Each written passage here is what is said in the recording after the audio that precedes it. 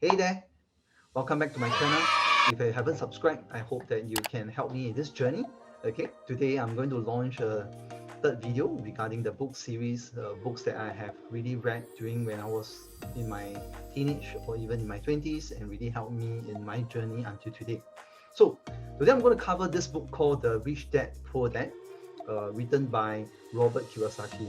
And I think this is one of the #1 book for me, right? That really impacted the way I look at what I want to do when I come out into the society, right? There's many multiple things that he shared. He shared about the cash flow quadrant. They talk about how the rich actually um, look at their balance sheet and also their income statement. Okay, so let me dive straight into the #1 thing that I actually learned from him, right? Is he actually said this. He actually asked a question: why savers are losers, right? So what do you think? Do you think that savers are losers, right? This could be very unconventional in a sense. Why? Even our school, our government, even our parents have been telling us to save. Once you come out to work, you have to start saving, buy a property, and then go into a career, have your own family, and probably work until you are in your 60s. How does it sound like a plan? It sounds horrible for me, right? So I think I'm going to show you this chart, right, that actually explains to you why savers are going to be losers. Okay, so this is the diagram, or this is the chart that you can look at.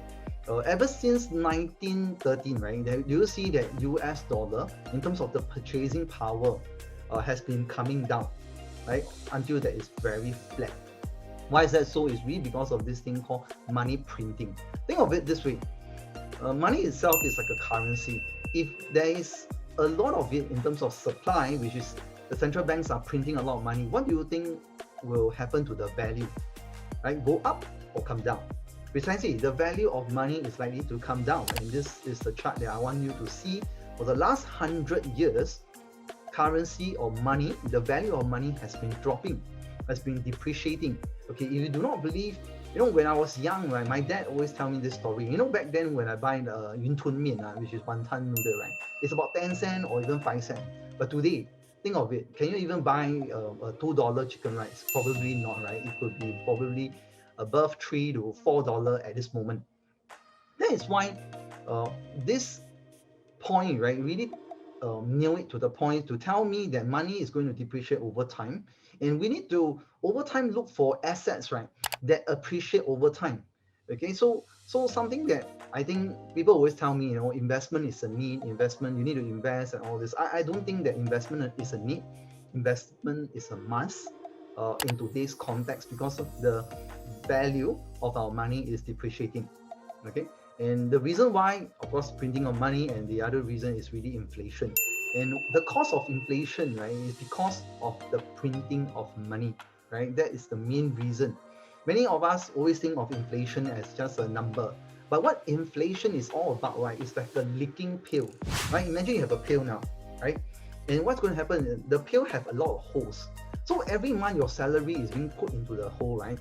It is constantly leaking, 24/7 for the next 30 days, and throughout your entire month and entire life. And whether you are awake or whether you are asleep, the water still leaks. So I feel that having investment, right, is to really patch it all the holes up, okay, so that it does not leak so quickly. Okay, so question: do you still want to save some more? Not saying that you should not save, okay, you should save so that you can go to the next stage of your of our journey, which is being an investor or even a business owner. So I want to share the next thing is called the cash flow quadrant. Okay, so according to Robert, right, he actually said that the rich don't work for money. Okay, so according to the 4 quadrant, there is this ESBI. So E represent employee. So what is employee? Employee means you make money by working for people. Okay, and the income an employee can make is normally linear. What do I mean by it's normally linear? Means if you put in more effort, you put in more time, your income is going to go higher. But you think of it this way, there is a limitation of how much time and effort you can put into a work. Because when you are in your 20s, yes, you can be working 16, 18 hours a day, but think of it this way, are you going to be working at this amount of effort and time when you are at 30, 40, or even into your 50s. It's quite unlikely, honestly speaking, right? And likewise, another income that is linear is also S, which is self-employed. So self-employed, I always like to say that self-employed is like a glorious employee or a glorious job. Why? Because you make money by owning a job and working for yourself, right? Instead of working for someone, now you're working for yourself, right? Again, likewise, the income is very linear, right? You're going to put in more hours. Most self-employed always feel that they overwork, right? They cannot have leave.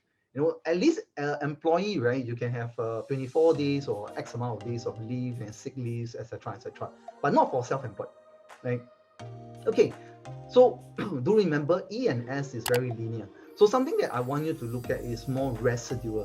So what is residual? Residual means it is that the moment you have implement all this strategy, right, it continues to probably give you a amount over the implementation of what you have done. Okay, let's look at B and I. So what is B? B is basically business. Means you own a business that makes money for you, right? So it means as a business owner, right, you have system.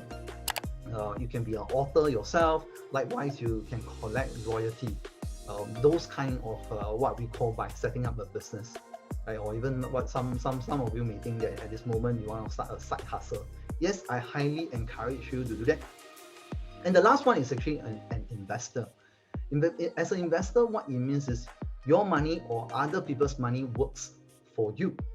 Okay, so means you constantly let money work for you instead of comparing to business. Business is having a system to work for you in that sense.